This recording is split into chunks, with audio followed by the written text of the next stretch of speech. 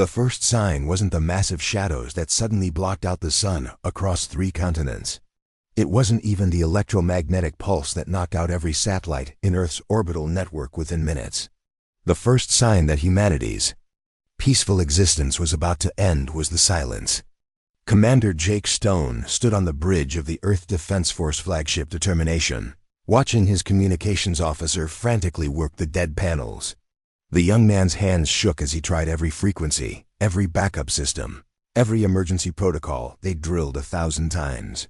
"Sir," the officer finally said, his voice barely a whisper, "everything's down. Ground control, satellite relay, even the hardened military networks, we're flying blind." Jake nodded grimly, his eyes fixed on the viewscreen that showed what every human on Earth could see by simply looking up. Hundreds of alien vessels hung in the sky like dark storm clouds, each one easily 10 times the size of Earth's largest warships. Their hulls gleamed with an oily organic sheen that seemed to absorb light rather than reflect it. "How many?" Jake asked. 732 ships, sir. Maybe more beyond our scanner range. 700. Jake's fleet consisted of 43 vessels, humanity's entire space-capable military force. Every ship they'd built over the past 50 years, every advancement in technology, every sacrifice made to reach for the stars, and they were outnumbered nearly 20 to 1. The view screen flickered, and a face appeared that would haunt humanity's nightmares for generations to come. Vex, the alien commander, possessed features that seemed designed to inspire fear. His elongated skull housed eyes like black holes. And when he spoke, rows of needle-sharp teeth became visible. "Humans of Earth," Vex's voice carried across every frequency, somehow penetrating their dead communication systems with ease. "I am Commander Vex of the Dominion Fleet. Your primitive world has been selected for integration into our empire. You will surrender immediately and assume your place as a subjugated species, or you will be eliminated." Jake felt his jaw clench. Around him, his bridge crew looked to him for orders, for hope, for some sign that their commander had a plan to face this impossible threat. "Your technology is inferior," Vex continued, his voice carrying the casual dismissal of someone discussing the weather. "Your weapons are toys. Your ships are barely worthy of the name. We have conquered 418 worlds across this galaxy. Not one has survived our initial assault when they chose to resist." The alien commander paused, and Jake could swear those black eyes were looking directly at him through the screen. "You have 1 hour to surrender. After that, we will demonstrate why the Dominion is the supreme power in this galaxy." The transmission ended, leaving Jake's bridge in heavy silence. His tactical officer, a veteran named Lisa, was the first to speak. "Sir, we're getting reports from the surface. They're already attacking major cities. New York, London, Tokyo massive. Energy weapons are tearing through our defenses like paper." Jake watched the tactical display update with red markers across the globe. Each marker represented millions of lives at risk, entire civilizations that would be wiped out if Earth fell. The weight of humanity's survival pressed down on his shoulders like a physical force. Every great journey starts with a few brave explorers. Sci-fi stellar conflict is just beginning, and your support means everything. If you're hungry for HFY battles and tales of human valor against alien might, hit subscribe, it's free, and it helps us bring these front lines to you. "Sir," Lisa prompted gently, "orders?" Jake looked around at his crew, young faces filled with determination despite the hopeless odds. These men and women had trained their entire lives for this moment, knowing it might come, knowing they might be all that stood between humanity and extinction. "Signal the fleet," Jake said, his voice steady despite the chaos erupting around Earth. "All ships, attack formation. We're going to show these aliens what humans do when our backs are against the wall." "Sir, the odds don't matter, Lisa. They never have for humans. We didn't survive ice ages and plagues and wars by calculating odds. We survived by fighting." The determination surged forward, leading Earth's small fleet toward the massive alien armada. Jake knew it looked like a futile gesture, 43 ships against 700. But appearances, as the aliens were about to learn, could be very deceiving.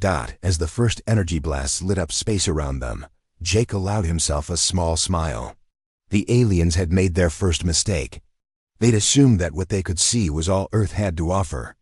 They were about to learn just how wrong they were. The battle lasted exactly 17 minutes. Jake watched from the command chair as his fleet scattered like leaves in a hurricane, each ship taking devastating hits from the alien weapons. The Determination shuddered as energy blasts tore through her hull, systems failing one by one. Hull breach on decks 4 through 7. His damage control officer shouted over the alarms. Engine power down to 30%. "Sir, we've lost the Valiant and the Phoenix," Lisa reported, her voice strained. "The Marathon is venting atmosphere. Captain Reed is requesting permission to abandon ship." Jake gripped his command chair as another blast rocked the ship. Through the smoke and sparks, he could see the alien fleet barely seemed to have noticed their resistance. Not a single enemy vessel showed any sign of damage. "All ships, fall back to Rally Point 7, Jake ordered, though he knew it was merely a delaying tactic. "Execute emergency burn. Get us out of here." The surviving ships of Earth's fleet limped away from the alien Armada, leaving behind burning wreckage and the bodies of brave men and women who had died believing they were humanity's only hope. The aliens didn't even pursue them, apparently considering the threat neutralized. 20 minutes later, Jake stood in the underground command center buried 3 miles beneath the Colorado mountains. The massive facility hummed with activity, as hundreds of technicians worked at stations that hadn't seen use in decades. Admiral Chun, head of Earth's secret defense project, waited for him with a grim expression. "How many did we lose?" Chun asked. 14 ships, 327 crew members, Jake reported. "The aliens barely noticed we were there." Chun nodded sadly. Their sacrifice won't be forgotten. But it served its purpose. The aliens now believe they've neutralized Earth's defensive capabilities. Jake looked around the command center, taking in the massive displays showing tactical information from around the globe. "How long do we have?" "Based on their pattern with other worlds, they'll spend the next 6 hours systematically destroying major population centers to break morale. Then they'll begin landing ground forces for occupation." Chun turned to face a wall-sized display showing the Earth's oceans. "That gives us just enough time." The display lit up with markers beneath the waves, hundreds of them, scattered across every ocean, every major body of water on the planet. Jake felt his breath catch as he realized what he was looking at. "Project Deep Harbor," Chun said quietly. "We've been building this for 23 years, ever since our deep space sensors detected their scout ships probing the outer system. Every major government on Earth contributed. Every resource we could spare without being obvious went into this project." The markers on the display began to pulse, and Jake could see they were moving, rising from the ocean depths. "How many ships?" 1,247 combat vessels. Each one built using technology reverse-engineered from that scout ship that crashed in Siberia. Each one crewed by volunteers who've spent years training in underwater facilities. Jake stared at the display in amazement. The surface fleet was theater, a shell game. We needed the aliens to think they were facing our real military, so they wouldn't look for the actual threat. Chun's expression hardened. Every person who died today died to sell this deception. They knew, they all knew. The weight of that sacrifice hit Jake like a physical blow. Captain Reed, who'd gone down with the Marathon. Lieutenant Kim, fresh out of the academy, who'd been vaporized when the Phoenix exploded. Hundreds of others who'd flown into certain death to maintain the illusion that Earth was helpless. "Sir," one of the technicians called out, "we're receiving confirmation from deep harbor stations worldwide. All vessels are operational and rising to attack depth." Chun turned to Jake. "I'm putting you in command of the fleet, Jake. You've studied the aliens' tactics firsthand. You know their capabilities." Jake looked at the display showing the true scope of Earth's defensive capability. 1,000 ships. Each one built specifically to fight this war. Each one incorporating 23 years of preparation and planning. The odds had just shifted dramatically. "What about their numbers advantage?" Jake asked. "Quality over quantity," Chen replied. "These aren't patrol vessels or exploration ships. These are pure warships, designed by humans who've studied every military conflict in our history. The aliens may have superior technology, but they've never faced human military doctrine." Jake nodded, understanding flooding through him. The aliens had conquered hundreds of worlds, But they'd always faced species that fought like them: direct confrontation, superior firepower, overwhelming force. They'd never encountered an enemy that used deception, misdirection, and sacrifice as strategic weapons. "When do we surface?" Jake S. Chun smiled grimly. "They're expecting broken survivors, scattered resistance, maybe some desperate civilian ships. What they're going to get is the full weight of human military engineering, backed by 23 years of planning and a species that's been perfecting warfare for millennia." The display showed the first of the deep ships breaking the surface of the Pacific Ocean. Then the Atlantic. Then every major body of water on Earth. The hidden Armada was rising, and the aliens were about to learn why humans had never been conquered by their own kind. "Signal the fleet," Jake commanded. "This is Nemesis Command. All ships, prepare for Operation Deep Strike. Let's show these aliens what happens when they underestimate humanity." Commander Vex stood on the bridge of his flagship, the Endless Hunger, watching the tactical display with satisfaction.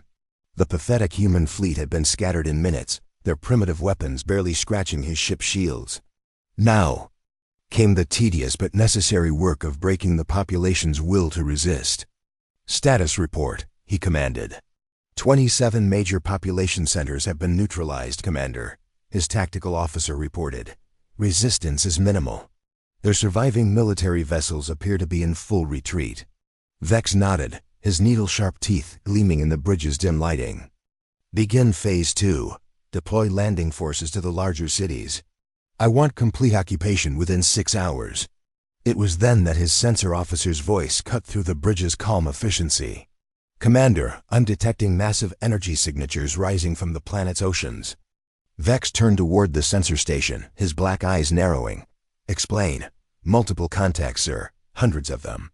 They're emerging from beneath the water across the entire planet." The officer's voice carried a note of confusion. "Sir, these readings don't match the ships we just fought. These are larger, much larger." The main display shifted to show the Earth's surface, and Vex felt something he hadn't experienced in decades of conquest: surprise. Across every ocean, massive ships were breaching the surface like ancient sea monsters rising from legend. Water cascaded from their hulls as they climbed toward the sky, their weapon systems already charging. "How many?" Vex demanded. "Over 1,000 ships, Commander. Each one appears to be a dedicated warship, not the exploration vessels we encountered earlier." Vex's claws extended involuntarily, scraping against his command throne. "Impossible. Our intelligence reports showed no significant military capability beyond what we just destroyed." On the display, the human ships formed into attack formations with a precision that spoke of years of training. Their movement patterns were unlike anything Vex had seen before, not the direct assault tactics of most species, but something more complex, more cunning. "Commander," his communications officer interrupted, "we're receiving a transmission from the human fleet." Jake's face appeared on the screen, but he looked different now. Gone was the desperate defender fighting impossible odds. In his place stood a military commander who'd spent years planning for this exact moment. "Commander Vex," Jake said, his voice carrying across the void between their fleets, "you made a mistake. You assumed that what you could see was all we had. That's your first lesson in human military doctrine. Never assume anything." Vex leaned forward in his throne. "You cannot defeat us, human. We outnumber your new fleet. Do you?" Jake smiled, and there was something predatory in the expression. "Let me give you your second lesson. Humans don't fight fair. We fight to win." The transmission ended, and immediately Vex's tactical display erupted in warnings. The human ships weren't attacking in the standard formation he'd seen from hundreds of species. Instead, they were using coordinated strikes, hit-and-run tactics, and something that took him a moment to recognize: they were working together in ways that seemed almost organic. "Sir, they're using pack tactics," his tactical officer reported, his voice filled with disbelief. "Each ship is covering the others, rotating positions, sharing targeting data. It's like they're thinking as one entity." The first human ship reached weapons range and opened fire. Vex expected the same primitive energy weapons he'd shrugged off earlier. Instead, his flagship shields flared and actually flickered under the assault. Shield strength down to 85%. His officer called out, Sir, their weapons are significantly more advanced than the ships we fought earlier. More human ships joined the attack, and Vex watched in growing alarm as his fleet began taking real damage for the first time in the battle. The humans weren't just using superior weapons, they were using superior tactics. Each attack was coordinated with mathematical precision, multiple ships targeting the same enemy vessel, focusing fire on weak points, exploiting every opening. "Return fire," Vex commanded. "All ships engage." The Dominion fleet responded with overwhelming firepower, but the human ships were already moving, already shifting positions. They flowed around the alien attacks like water, never staying in one place long enough to be targeted effectively. Vex watched one of his destroyers come under attack from 5 human ships working in perfect coordination. The human vessels danced around the larger alien ship, hitting it from multiple angles, forcing it to divide its fire. Within minutes, the destroyer was crippled, venting atmosphere and debris. "How are they doing this?" Vex demanded. His tactical officer studied the sensor readings with growing amazement. "Sir, their communication systems are unlike anything we've encountered. They're sharing information in real time, coordinating at a level that should be impossible for individual ships." On the display, another human formation was demonstrating something even more remarkable. When one of their ships took critical damage, the others immediately moved to protect it, forming a defensive screen while the damaged vessel retreated. No ship was abandoned, no crew left behind. "They're fighting for each other," the tactical officer said in wonder. "Not just for victory, but for each other's survival." Vex had conquered hundreds of worlds, but he'd never seen anything like this. Most species fought with individual courage or pack instincts, but the humans were demonstrating something unprecedented. They were fighting as a unified entity while maintaining individual initiative. Each ship commander was making independent decisions that somehow perfectly complemented the overall strategy. "Sir, we're losing ships," his tactical officer reported. 7 destroyers and 3 cruisers have been destroyed or disabled. The humans have lost only 12 vessels. Vex stared at the tactical display in disbelief. His fleet was being systematically dismantled by an enemy that should have been inferior in every way. But these humans weren't fighting like any species he'd encountered. They were fighting like something new, something evolved specifically for warfare. "All ships fall back to defensive formation," Vex ordered. "I need to understand what we're facing." As his fleet regrouped, Vex realized he was looking at something that had never existed in the galaxy before, a species that had turned warfare itself into an art form. The humans weren't just defending their world, they were teaching the Dominion a lesson in the true meaning of military power. The battle had been raging for 2 hours, and Commander Vex was beginning to understand why his empire had never encountered anything like humanity. From his command throne aboard the Endless Hunger, he watched his tactical display with growing respect and mounting alarm. "Status report," he commanded, though he already knew the numbers wouldn't be good. 43 ships lost, Commander. Another 67 damaged and combat ineffective. His tactical officer's voice carried a note of disbelief. "The humans have lost only 31 vessels." Vex studied the battle patterns on his display. The human ships moved with a fluidity that defied conventional military doctrine. They weren't following standard formation tactics or predictable attack patterns. Instead, they seemed to be improvising, adapting to each situation with a creativity that his rigid military training had never prepared him for. "Sir, their tactical approach is unusual," his strategic analysis officer reported. "They're combining elements from multiple military philosophies simultaneously. Naval warfare, aerial combat, ground tactics, even what appears to be hunting pack behavior. Explain." "Watch this formation, sir." The officer highlighted a group of human ships on the display. "They're using what appears to be ancient naval line of battle tactics, but modified for 3-dimensional space combat. This group here is using swarm tactics similar to atmospheric fighter craft. And this squadron is employing what can only be described as ambush predator behavior." Vex watched as the highlighted human ships demonstrated each tactic in real time. A line of heavy cruisers pounded one of his dreadnoughts with coordinated broadsides, while smaller ships darted in and out of the battle, striking at vulnerable points like insects harassing a larger predator. Meanwhile, a third group had somehow positioned themselves behind his fleet and was picking off isolated vessels with devastating efficiency. How is this possible? Vex demanded. No species develops multiple military doctrines. It's too inefficient, too complex. Sir, his communications officer interrupted. I've been monitoring their transmissions during the battle. You need to hear this. The bridge's speakers crackled to life with human voices speaking in multiple languages, but their meaning was clear even through the translation matrix. Delta Squadron, cover the Valor's retreat. She's taken heavy damage to her port engines. This is Bushido. We're moving to flank their left wing. Conquistador, can you provide covering fire? Spartan here. We're low on missiles, but our railguns are still operational. Where do you need us? Vex listened to the constant chatter with growing amazement. The humans weren't just coordinating, they were caring for each other. No ship was left behind, no crew abandoned. When one vessel took damage, others immediately moved to protect it. When a ship's weapons were depleted, it was quickly integrated into a support role. Sir, his tactical officer said quietly, I don't think they're just fighting for their world. They're fighting for each other. Every single ship, every single crew member. They're treating this battle as if each individual life matters. This was unprecedented in Vex's experience. Most species fought with either individual courage or hive mind efficiency, but the humans were doing something different. They were maintaining individual identity while functioning as a perfect collective.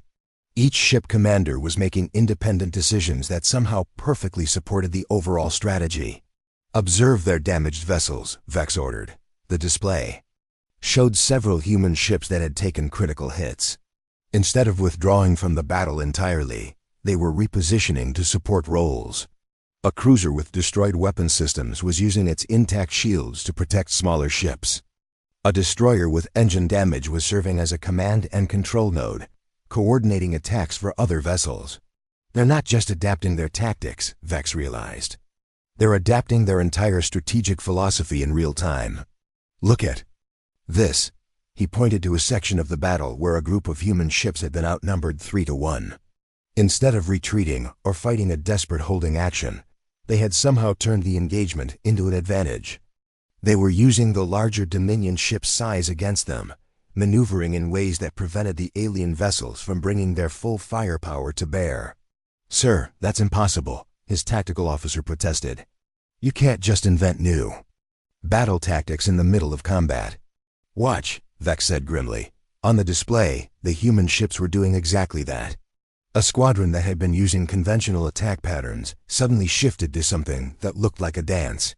They moved in spirals around the Dominion ships, never presenting a stable target, never staying in one place long enough to be effectively targeted. It was beautiful, deadly, and completely unprecedented. Sir, his sensor officer called out. I'm detecting something unusual about their crew compositions. Explain. Each human ship appears to have crew members from multiple regions of their planet. Different genetic markers, different cultural backgrounds, but they're working together with perfect coordination. Vex felt a chill run through him. They're not just one species with one military tradition. They're hundreds of different cultures, each with their own military history, all working together. The implications were staggering. His empire had conquered worlds inhabited by single species, with unified military doctrines. But humanity wasn't a single species in any meaningful sense. They were a collection of different peoples who had spent millennia fighting each other, learning from each conflict, adapting and evolving their military thinking. Sir, his communications officer interrupted. The humans are requesting parley. Jake's face appeared on the screen again, but now Vex could see something in the human commander's eyes that he'd missed before. Not just determination, but a deep understanding of warfare that came from a species that had been perfecting it for thousands of years. Commander Vex, Jake said, I think it's time we talked. You're losing this battle, and we both know it. But more importantly, you're learning something about humanity that your empire needs to understand. Vex leaned forward. And what is that? Human? That we're not like the other species you've conquered. We didn't develop warfare because we had to. We developed it because we chose to. Every human culture, Every human nation, every human tribe has spent millennia fighting and learning and growing stronger.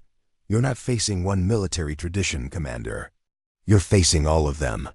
The transmission ended, and Vex stared at the tactical display with new understanding. The humans weren't just defending their world.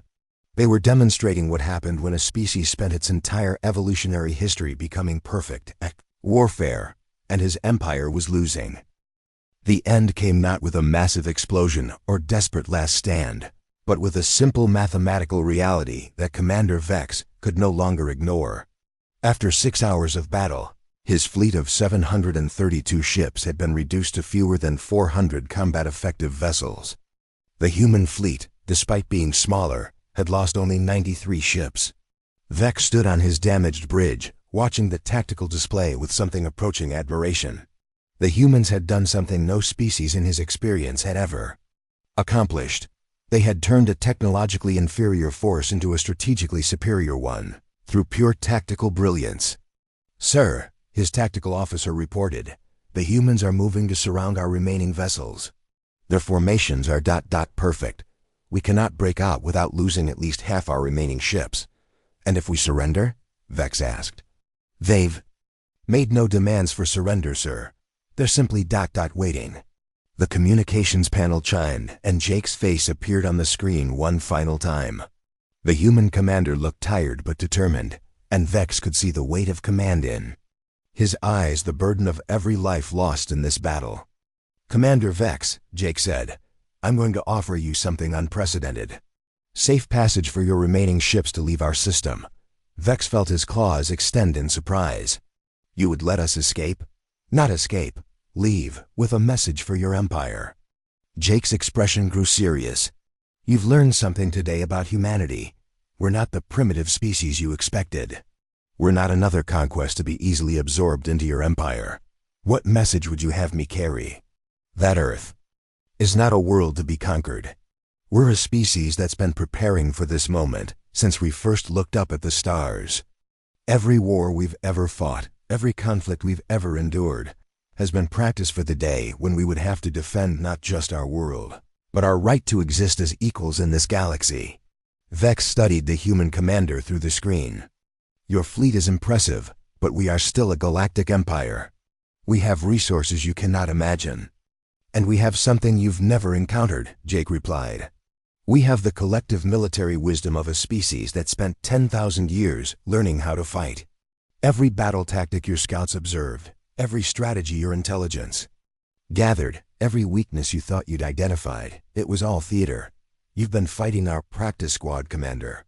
You haven't seen what humanity is really capable of."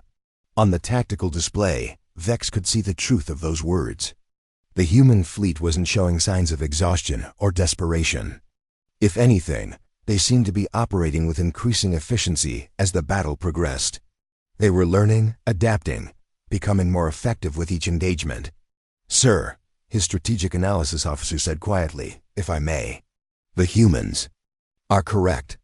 Their tactical evolution during this battle suggests they possess military capabilities far beyond what we initially assessed, recommending immediate withdrawal and strategic reassessment." Vex nodded slowly. In his centuries of conquest, he had never retreated from a battle. But he had also never faced an enemy like this. The humans weren't just defending their world, they were demonstrating that they belonged among the galaxy's major powers. "Very well, human, we will withdraw. But understand this, the Dominion does not forget. We will return." Jake's expression didn't change. "We'll be ready. And next time, you'll be facing our full capabilities, not just our defensive fleet." "Your full capabilities?" For the first time in the conversation, Jake smiled. "Commander, did you really think this was our entire military? You attacked one world? We're a species that's spread across multiple star systems. What you've fought today was just Earth's home defense force." Vex felt a chill run through him. Intelligence reports had indicated that humans were still confined to their home system. If they had spread beyond Earth, if this devastating display of military prowess was just a fraction of their true capabilities. "Signal the fleet," Vex commanded. "All ships, prepare for hyperspace jump. We're leaving this system." As his battered fleet formed up for departure, Vex took one last look at the human ships. They maintained perfect formation, weapons powered, but not targeting, making it clear that they could destroy his fleet if they chose to, but were honoring their offer of safe passage. "Sir," his communications officer reported, "the humans are transmitting something. Not to us, but everywhere. They're broadcasting on all frequencies, in all directions." "What are they saying?" "It's a message to the galaxy, sir. They're announcing their presence as a spacefaring civilization and formally declaring their intention to establish diplomatic relations with all peaceful species. They're also warning against any future unprovoked attacks." Vex understood. The humans weren't just sending him away, they were announcing to the entire galaxy that Earth was now under the protection of a military force that had just defeated a Dominion invasion fleet. Any future aggression would be met with the full weight of human military might. As the endless hunger entered hyperspace, Vex began composing his report to the Dominion High Command. It would be the most important report in the Empire's history, because it would mark the first time a Dominion invasion had been not just repelled, but decisively defeated. The humans had done more than defend their world. They had announced their arrival on the galactic stage as a force to be respected, feared, and for those who chose peace, potentially befriended. Jake stood on the bridge of the Determination, watching the alien fleet disappear into hyperspace. Around him, his crew was already working on damage assessments and casualty reports. The cost of victory had been high. Nearly 3,000 brave men and women had given their lives to defend humanity's future. "Sir," Lisa reported, "we're receiving congratulations from Fleet Command. Admiral Chun wants to know if you think they'll be back." Jake looked out at the stars, knowing that somewhere among them, other species would be receiving word of what had happened here today. Some would see it as a threat to be eliminated. Others would see it as an opportunity for alliance and mutual growth. "Oh, they'll be back," Jake said, "but not as conquerors. Next time, they'll come as equals." And that, Lisa, makes all the difference. Humanity had taken its first step into a larger universe, not as victims or subjects, but as the newest galactic power. The age of human exploration had begun, and the galaxy would never be the same.